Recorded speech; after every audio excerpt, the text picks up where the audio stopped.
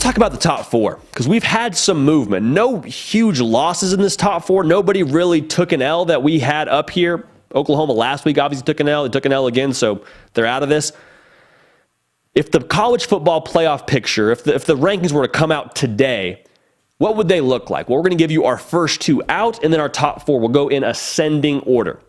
So without further ado, the first team that we have out is USC at number 6 in the country. They won last night 42-25 over Arizona State. They pulled away, which is encouraging. You saw them have some adversity, which is the second time now in 2 weeks where they've had to battle and find a way to get a win.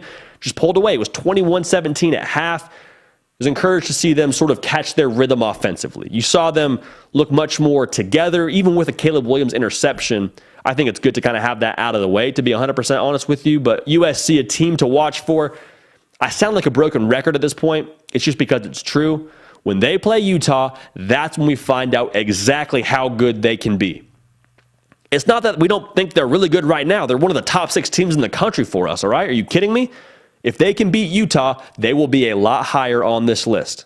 Trust me. But for right now, we have them at number 6. At number 5, we'll get some pushback on this. We have Michigan. So they're down a spot for us from last week.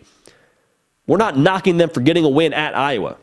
Anytime you get a win on the road, it's a great thing, especially against a team that's as stingy and tricky as a place to play as Iowa is in Kinnick Stadium. They won that game 27-14, relatively convincing fashion.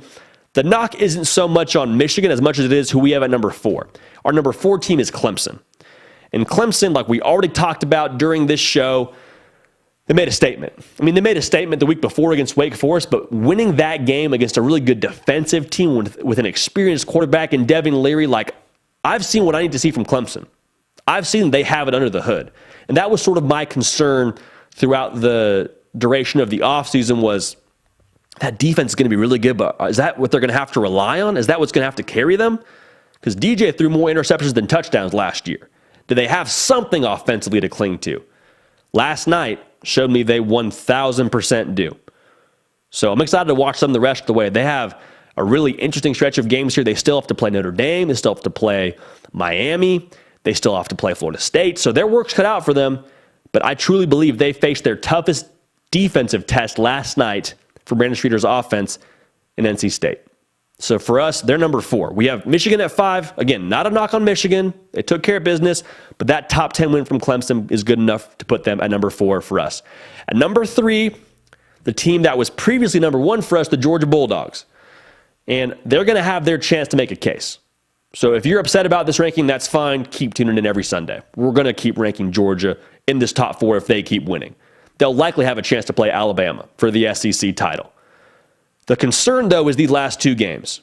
In 2 separate stretches of games, we have seen Georgia look lackluster. We opened the show with it. We're going to talk about it again right now. Georgia needs to find a way to have their attention not dictated by what the logo is across from them.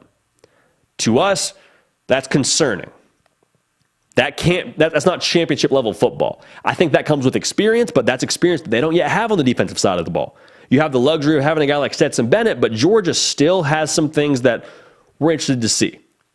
So we like Georgia, the number 3 for us, but we're going to see what they do the rest of the way. Number 2, we got Ohio State. No change there. 149-10 over Rutgers.